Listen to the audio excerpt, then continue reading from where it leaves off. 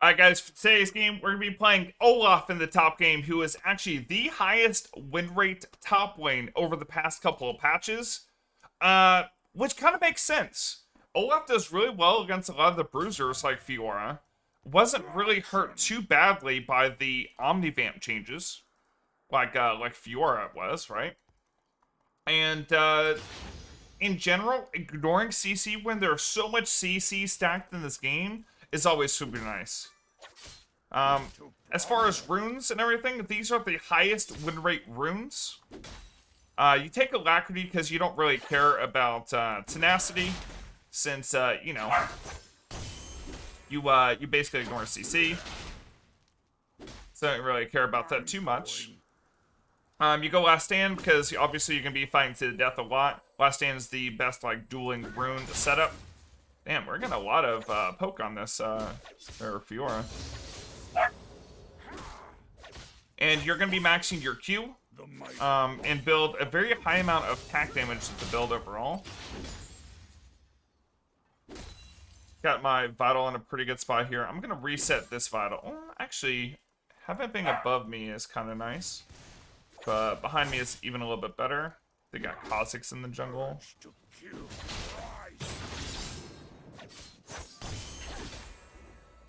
Really solid trade by the Fiora there. With riposting my my E. But here's the thing, like, Olaf has really good all-in potential with the W. Just because I'm gaining a lot of attack speed and I gain a shield based off missing health. So Olaf becomes one of the strongest duelers the lower health I get, because I'm getting more lifesteal, more attack speed the lower health I get. So Fiora really has to just kind of one-shot me. Fiora has a pretty strong early game. I'm not super concerned about it as Olaf. But if I was playing another champion, like, I don't know, say Trinmere, maybe I would be. It's gonna Ghost.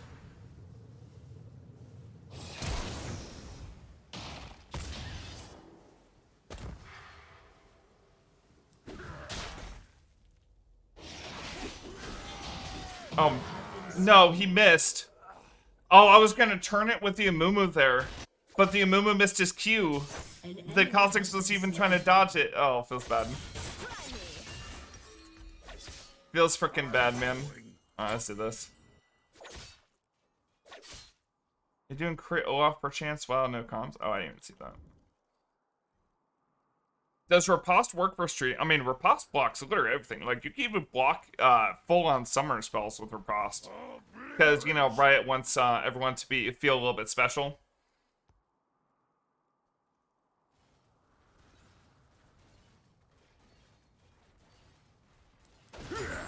Well, you know what? I got ganked by the Kha'Zix, but we are still having our wave in a good spot.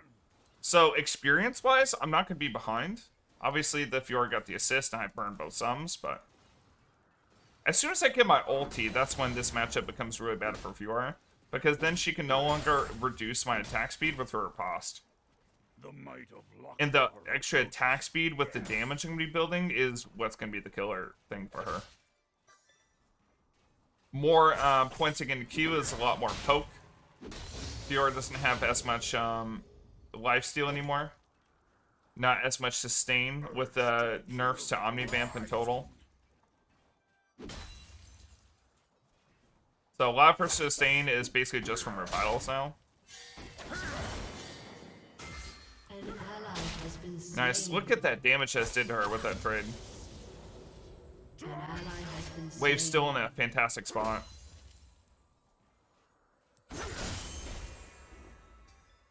Okay, Shack Vader either. I'm gonna put a ward below me.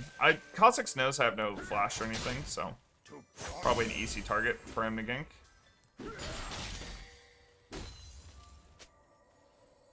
Getting pretty close to being able to all-winner. Alternatively, we could just probably bait a riposte here. Death by steel. Maybe not. Just got a little bit too much move speed. I do have approach velocity, kind of run her down, but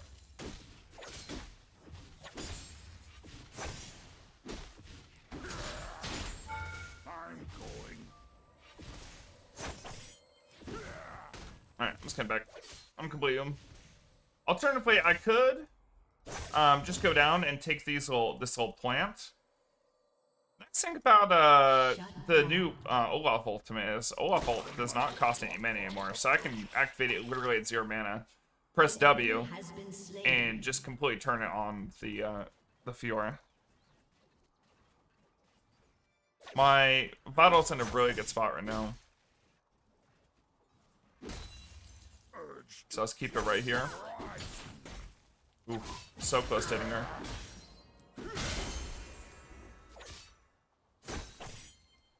Look at this trade damage. So when I get my ulti, we can probably go on her. To action!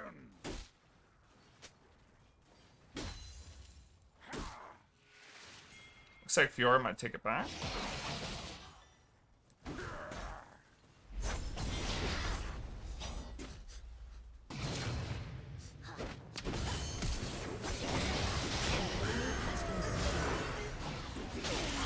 Nice. Double kill for the Amumu. Huge. The Fiora ultied me, but then turn it on the Amumu. Because that's who Kha'Zix's one on. So she actually wasn't able to get the damage to kill the Amumu there. Really nice turn event. So what I'm going to do here is I'm going to thin out this wave. That way the wave is still shoving towards me. But it's not going to shove into me fast enough where it'll crash all the way into turret. That way I can get my back off without having to shove the wave all the way in. So I've got my Iron Spike Whip and I've got my my Hearthbound Axe.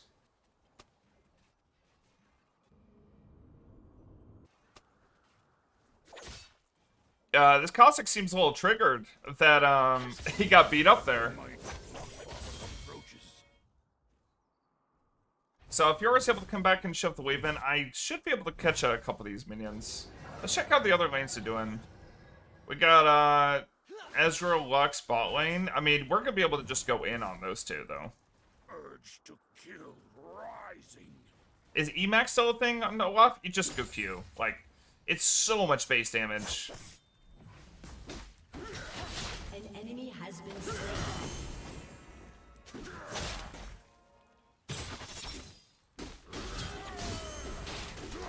Huh. Okay. Scaling.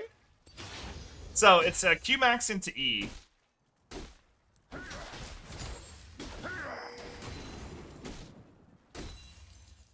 Is where we're gonna be going here, and it's just like that base damage, and we got the approach velocity, so we're constantly like slowing them and gaining move speed at the same time. We just run them down. Like, Fiora has a very strong early game for a champion that scales so well. But once we get like level 9, she's not really gaining a whole lot of base damage. Whereas Olaf is gaining a ton of base damage. So like early on, this matchup is like kind of even. But it kind of breaks open when I get level 9. Hitting every axe and dodging the posture is really important there too. Alright, well, I've got Strikebreaker. I didn't use Whip. One, I forgot. But two, it's also important that like you don't do an animation with Whip that will cause you to like not be able to stick around top of Fiora. Once Fiora missed a riposte and I was right on top of her, I absolutely could have though. Strikebreaker is really nice because it doesn't break your animation. You can use it like while walking and stick on somebody. So it makes it so freaking strong. For like the stick potential. Wow, my Q is one-shotting the wave. I think Fiora might be rotating mid.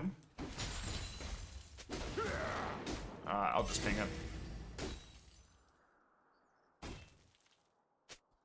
If Fiora is doing Rift right now, then I'm taking top turret. To action!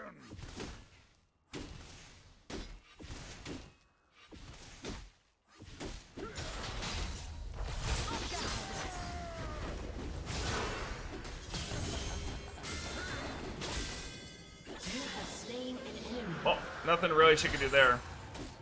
Like, her riposte does nothing to me because, I mean, I just ult and I ignore literally all freaking effects, right? I just don't give a shit about anything. Ignore just all CC, just run her down with my axes. Wow, I'm surprised my E didn't go out there. So me right now is doing 247 true damage. Double kill. So as far as like the highest win rate build, what I'm showing here is like you go tabbies, because again you don't care about CCs, so you don't need to be able to build mercs. And then you actually can go into Death Dance, and the ignore pain part of the passive, super important, because you're going to be diving straight in to their team. And it's really important that you don't just get bursted straight up. That way you can heal back up, vamp back up with your Berserker Rage, which just gives you up to 25% lifesteal, which is obviously just absolutely insane. That way you can kind of vamp back up. And then any takedowns you get giving you, like, bonus healing based off your AD, which we build a lot of AD on Olaf. Super nice as well. Look at that wave clear. Probably should take Rift before plates fall. Ooh. Rough. Vlad just barely died. An ally has been slain.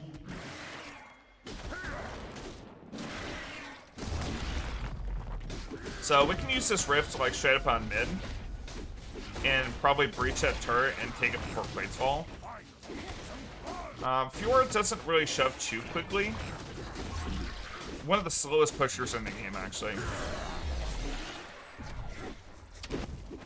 So please drop Rift mid.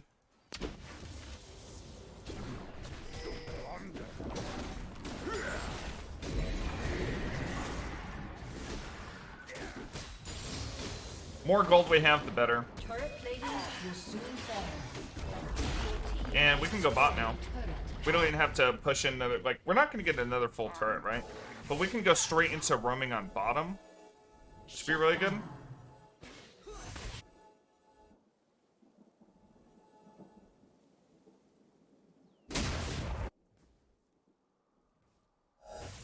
Time to show 'em who's best.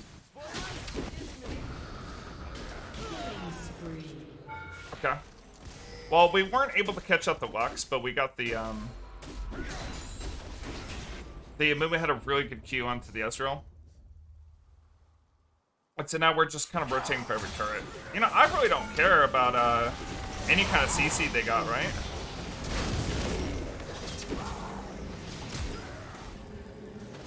Oh no. Well, that was unfortunate. My E got canceled by the Invis. Oh my gosh. The fucking damage I'm doing.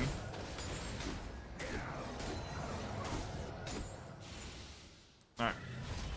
I'm back in. I got my Death Dance.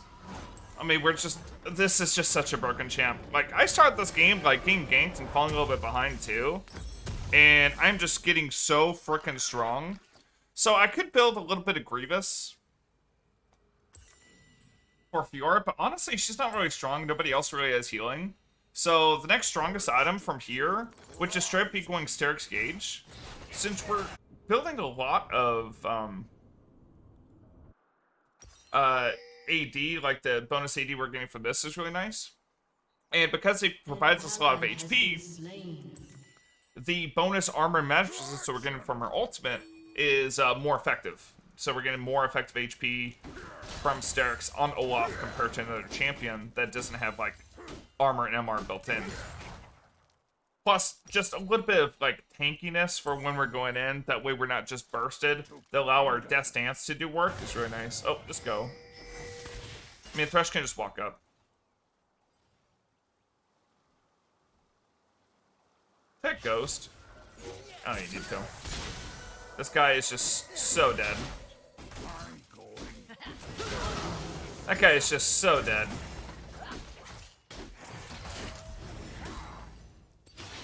And we can just go straight into drag from this. Basically, as soon as we get, like, Strikebreaker or Death Dance, we want to be fighting and team fighting as much as possible. Yeah, my movement's kind of popping off this game, not gonna lie. I was a little bit worried at the beginning of the game because he missed his Q by when I could have maybe turned down Kha'Zix. But yeah, both my Thresh and my Mumu are just kind of killing it.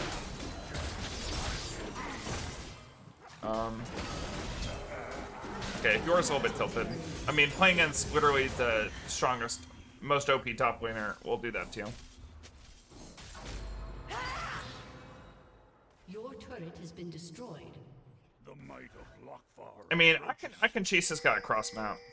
Yo, Thresh, you need a like we hook onto this and you can get behind.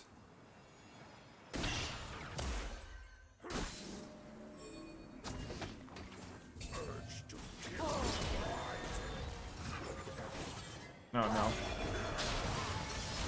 Alright, you want? Let's get ult. Got them both. Man, this damage is so nice.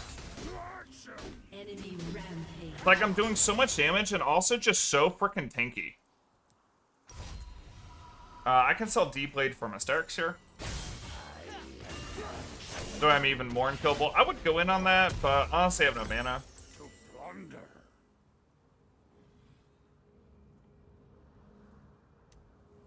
We've had 60 seconds of haste uptime on our approach velocity in 18 minutes.